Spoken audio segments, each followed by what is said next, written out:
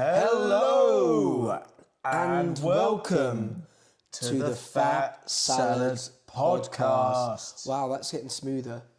I don't know if you know, but I'm really trying to elongate Like the peanut words butter, that I use. like peanut butter. You know, the Fat Salad Podcast. I mean, as a listener, that must be quite nice to listen to. I imagine some people sort of like start the podcast over and over again. Yeah, just to sort of they don't. get that They in their never ears. actually get like more than a minute in because they just want to listen to us intro. Want the smooth, sensual tones. Anyway, what are we Today- talking about today? Today we are actually. So we are. You know, it's the week after we just played a support show for. Not even a week. A couple of Not days. even a week.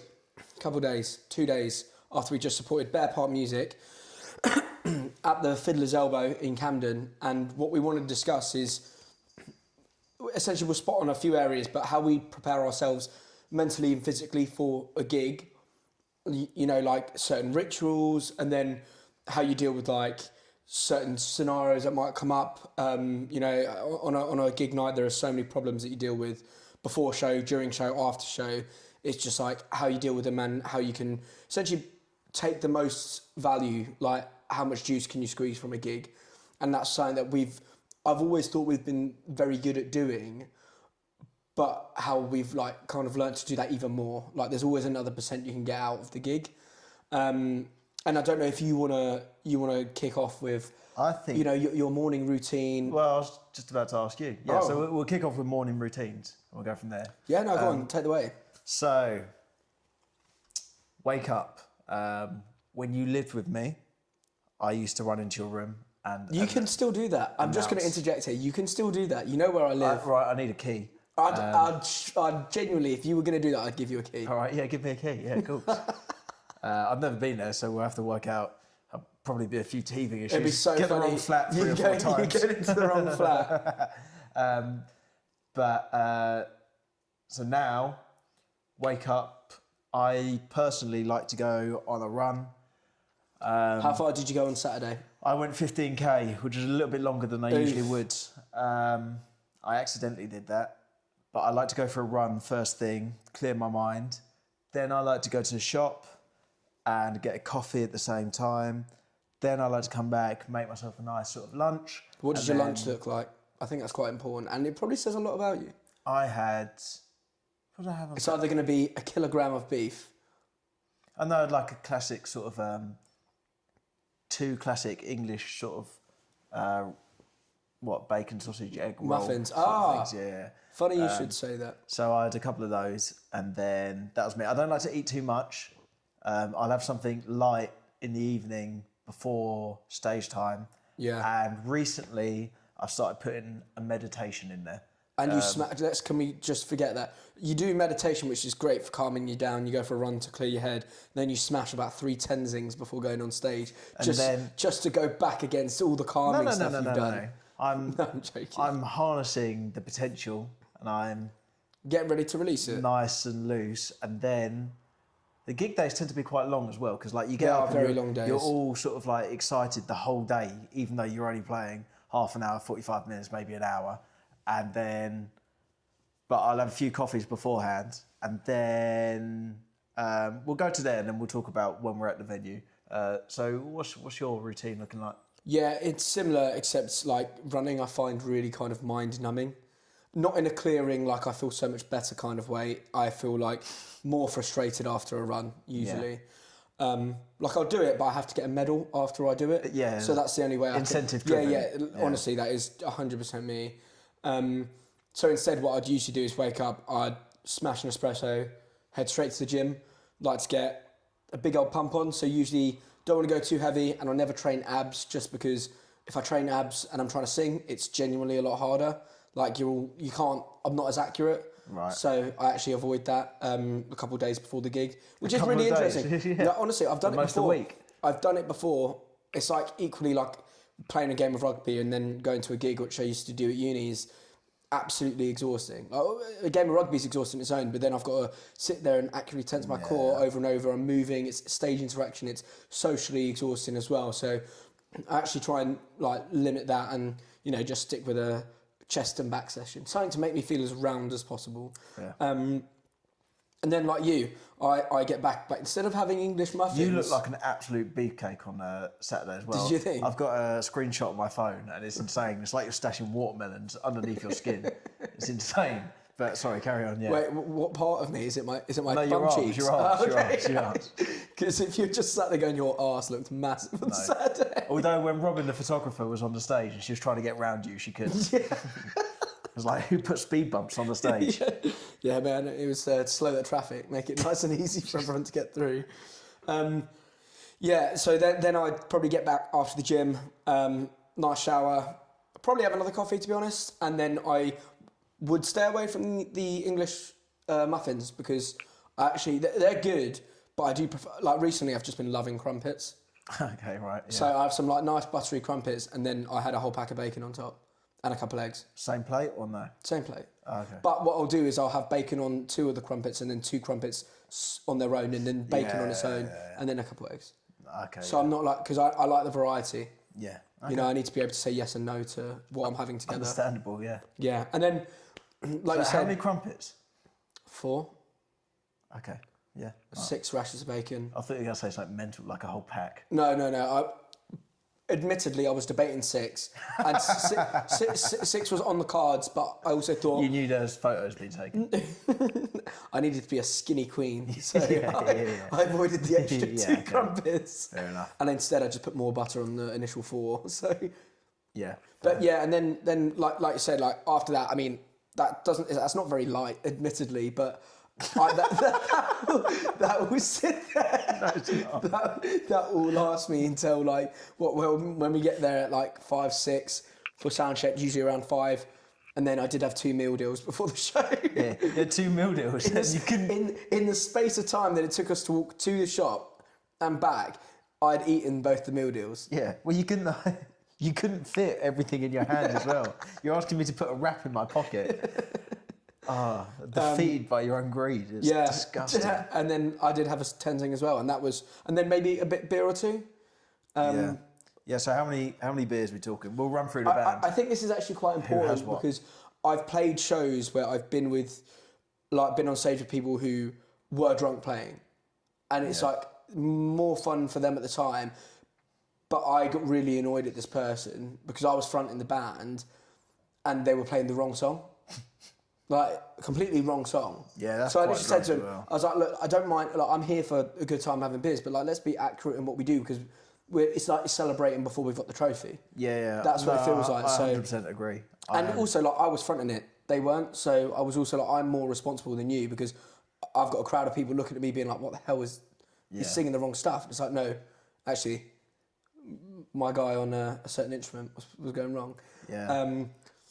I played a show with a drunk bass player, and it was Drunk bass player. Actually, that was the same for me. it was just like it's hard work because you're like, especially when everyone's practiced for it, it's just the ultimate act of self-sabotage, I think. Yeah, you work so hard towards something that's half an hour of time, half an hour just to deliver and have a good time. Yeah, exactly. Yeah. And you just like, I don't know. Like for me, I like 2 beers before, and then I'll have 1 and a bit on stage. Fair. I do like a beer to drink while I'm playing. To be fair, I've been on both sides of the coin. I played a New Year's Eve gig where I was pretty fucking trashed. Still kept it together, but like definitely everyone was a lot looser than probably should be. Yeah. And it's fun, but it's also like for half an hour, celebrate after. Yeah, exactly. For me, that doesn't. I don't get it. Yeah, I think one beer and maybe a short. It's also the heaviness of the beer as well. Oh, I don't mind that. Yeah, but you're like rooted. I like to move. Yeah. I literally silk about. I've got a little box kite. because I've got the guitar and the mic, and I only have about maximum 10 seconds away from the mic before I have to go back and say another word. Yeah. So I've only got a small little surface area to go around. But I think it's interesting because Rob will have 2. I think so, and Nathan probably hit the 3. Nathan will have 3, and if you don't How many would Aaron if you have don't keep an eye on before? him, he will have 4. How many would Aaron have before? Because I've seen Aaron put away a fair few before a gig. Yeah, Aaron's quite loose. We actually had to have a word with him. We actually have to say slow down because... Yeah, I played a gig with Aaron before Fat Salad as well, where he just sort of like completely... He probably had 5 or 6, and then it was at a beer festival, to be fair. But he's just so close to it all. It's just like... It's just tempo was just like all over the... Oh, yeah, but over admittedly, at that point, you both were quite a considerable amount younger, relatively new to performing still. Yeah. So it wasn't like, you know, like this is the biggest gig ever. It was like, you're still getting used to it. It's probably a mix of nerves and deciding what your priorities are. Yeah, but relative to the time as well. It's like, oh, Aaron, everyone else in the band is sort of like... foreseen the rest of the evening. We're playing at a beer festival. We're getting paid in beer. It's all cool. Like you don't have to govern them all now. Yeah. It's like a hungry. They're still going to be there after the show. It's like a dog who's eaten itself to death because someone's left the biscuits out. But I also think that you have to do that. Like sometimes you've said you've played a gig drunk. I've played a gig, not too drunk, but like enough that I was like, I'm just being too inaccurate here. Yeah. Like, I'd never forget any words, never do anything like that. But it's just like, I can be better, so why am I not delivering that? Yeah, I think that's the sportsman in both of us coming out, because I see a performance as you're going towards a peak. You want a peak in your performance there. Yeah. It's for everyone involved. So it's like, take it seriously, play it seriously, have fun, absolutely, all along the way, and have a laugh, 100% all along the way. But you owe it to the people who have paid money and taken time out of their evening to come and listen to your songs. So do it justice is my thoughts on it. And it is important when you're wanting to do like more with the music. It's like, why are you not giving yourself every opportunity to do that? Exactly, yeah. And I feel like there's also a tilting point where it's like, okay, you're loosened up and you might actually be a better performer, but then your skill level drops. Yeah. And then... So then I guess the point we're making is you need to teach yourself to be a better performer without the influence of alcohol. Yeah, 100%. Right? Like how many times have we played where it's just like still getting used to being on the stage and giving a performance? We've always been like, we'll just give 100%. But it's definitely something you have to learn and you get better at it. Like, I quite like it. What do you mean? When I've had to drive to gigs before, I've not had I bet. before. Because you feel the buzz of playing is actually a little bit higher than with the booze, because you're like, oh fuck, like I'm raw, I'm in this, and then I don't know, I think it's good. I'm raw. Yeah, well, it's just like it's unfiltered. No, I completely agree. Anyway, we've time's getting away, so I mean, do you want to let's talk about? We got to the venue. Let's talk about the gig. How did you think it went? What we got on with all the supports. Everyone was lovely and friendly.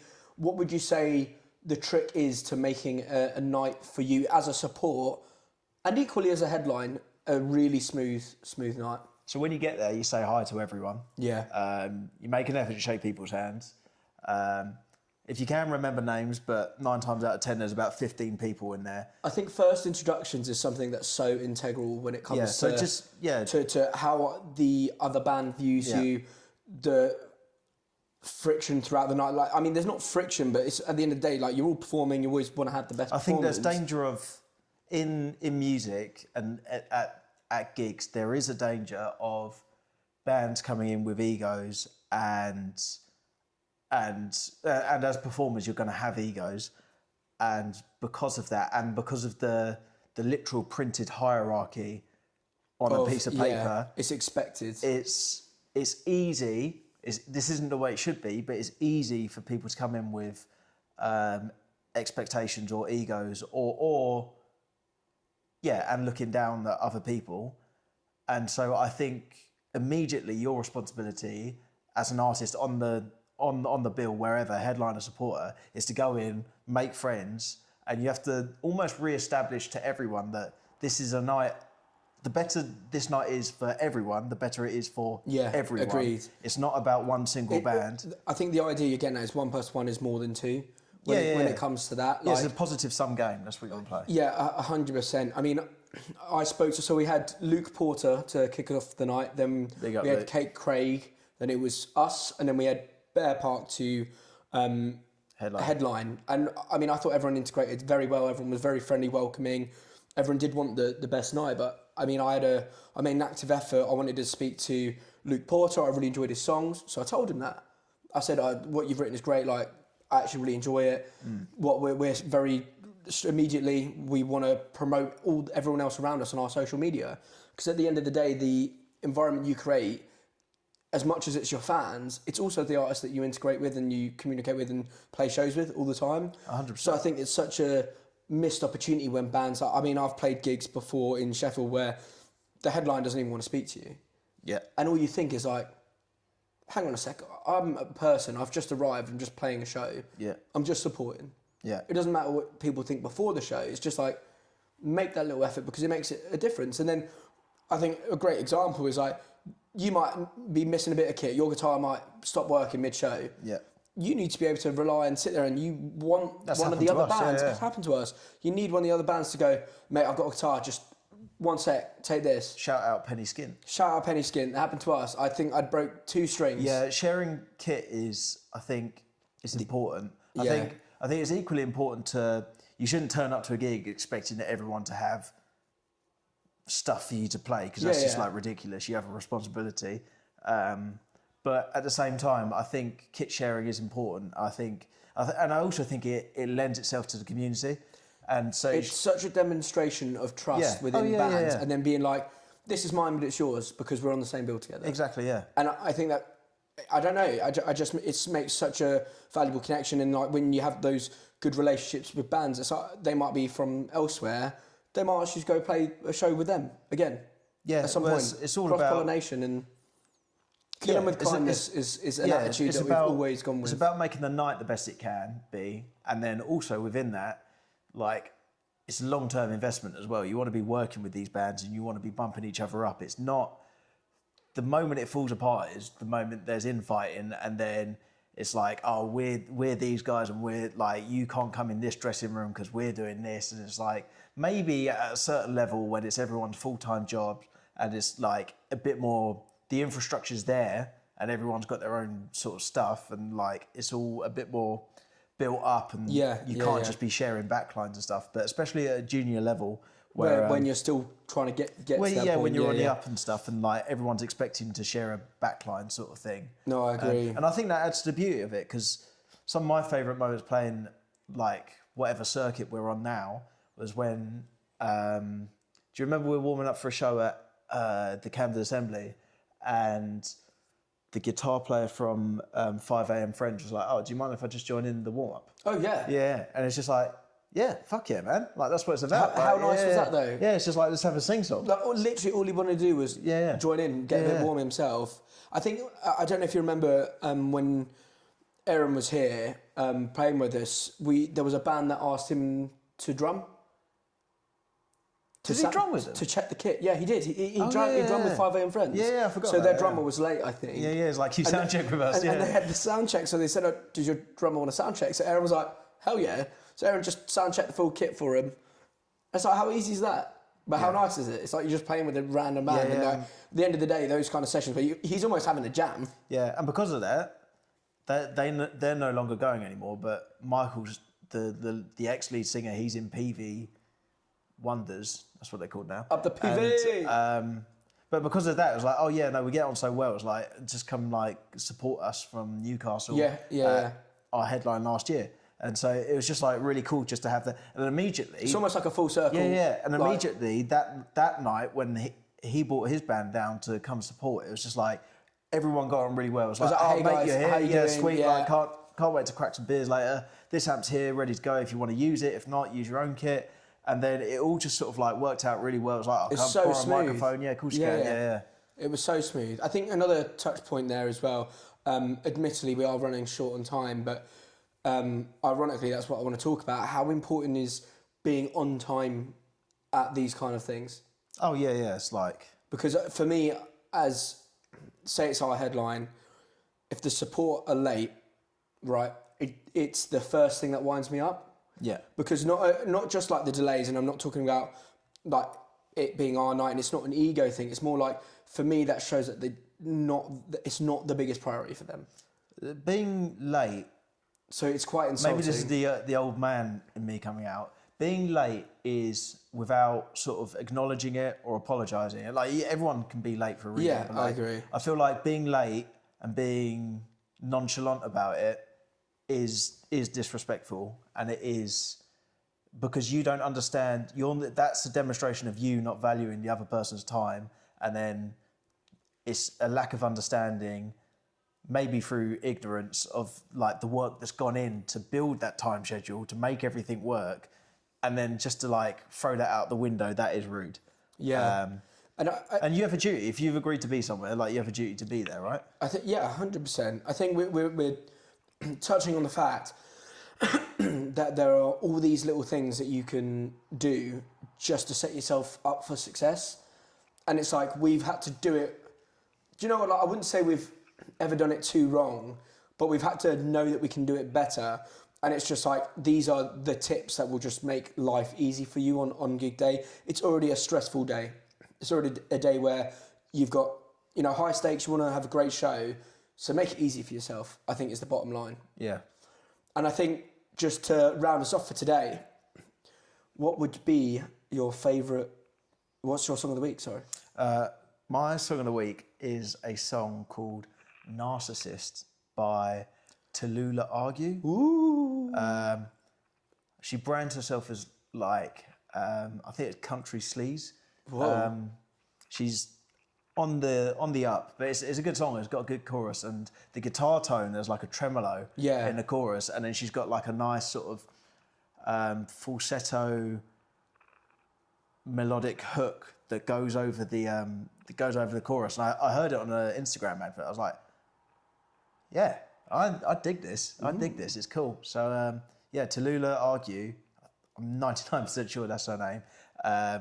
Narcissist. Go check it out. Sounds like a good one, to be honest. What you got? Mine's just is a song that I only heard for the first time when we were training for the ultramarathon last year.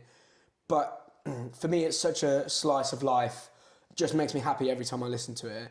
It's called Semi Charms Life by Third Blind Eye. It's really straight up American pop punk, but it's just like, I don't know, you can't help but like want to skip. Good song's a good song. It's a good song. It's a hit. I'd 100% give it a listen. It'll be in your ears for, the foreseeable. But that is my song of the week. Sweet. I think next week we're going to continue the conversation. There will be part 2 of Gig Day. Next week we will discuss things involved in setting up your own headline, because we've got some news coming really, really soon. I'm not sure if it's going to be out by... Yeah, no, it will be out. Yeah. We're playing the Old Dispensary on the 10th of April. 10th of April? 10th of April, baby. Headline show, self-promoted. Ticket link isn't up yet, but actually it might be up by the time you get there. Check our bio, because it might be up. The week after that, it'll definitely be up. Yeah. I need to make the poster tonight. But yeah, 10th of April, our next headline show in London. And we've got some news further afield to announce later on in the week. So, sweet. Yeah, sweet. Cool. Catch you next time. Thank Hammer! you. Hammer!